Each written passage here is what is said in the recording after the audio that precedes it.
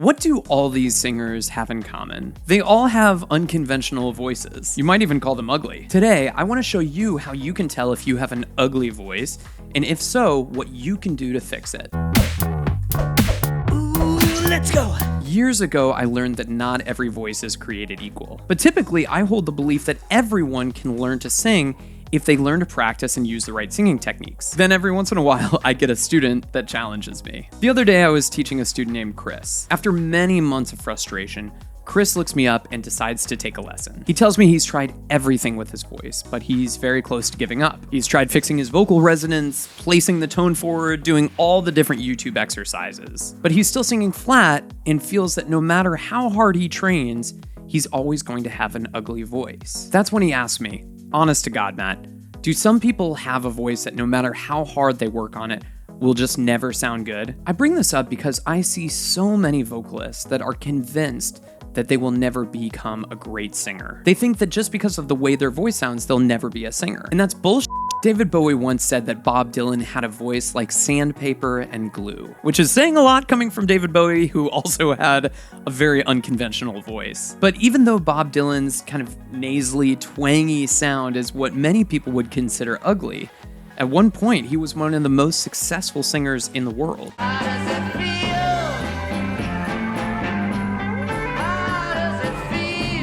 So obviously there's more to singing than just pure vocal beauty, right? Yeah, there's more to it than that. The mistake that I see most singers make is they think that they have an ugly voice and that no matter how hard they train it, it will never sound good. And so they don't. But to me, that's like saying that you should never work out unless you want to be a professional athlete. The benefits of exercise are something that everyone can enjoy, and everyone should exercise. So why is singing so different? Unlike pro athletics, music has a place for all voices. Look at Tones and I. I mean, what a crazy voice. But that song was a huge hit. You just beg to see me dance just one more time.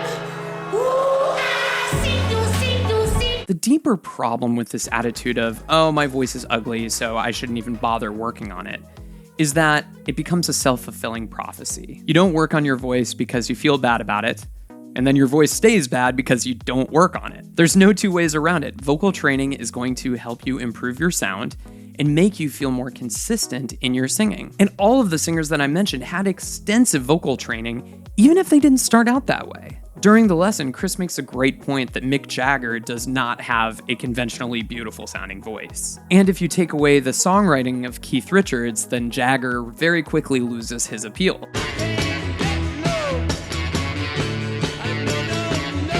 And to a certain extent, that's true. If you're a vocalist with an unconventional sounding voice, you probably should be working on additional skill sets like songwriting and like instrumental playing. Many of the singers that I mentioned, like Tom Petty, Bruce Springsteen, and Bob Dylan, are all fantastic songwriters as well, and that kind of makes up for their lack of vocal prowess. But rather than giving up, consider this. If everyone's trying to sing pretty, it's really basically just a race to the bottom of having the most boring and conventional sounding voice. And in a very competitive field like singing, you want to do everything that you can to stand out. I mean, say what you want about the different singing competition shows, but we all know that those judges are looking for a unique voice that can cut through. Why is that? Because as humans, we're inspired by great vocalists even if they don't have conventionally pretty voices. We're inspired by people that break rules, like Janis Joplin, Cyndi Lauper, and Joey Ramone. Don't get me wrong though, don't start smoking and screaming into pillows for hours on end,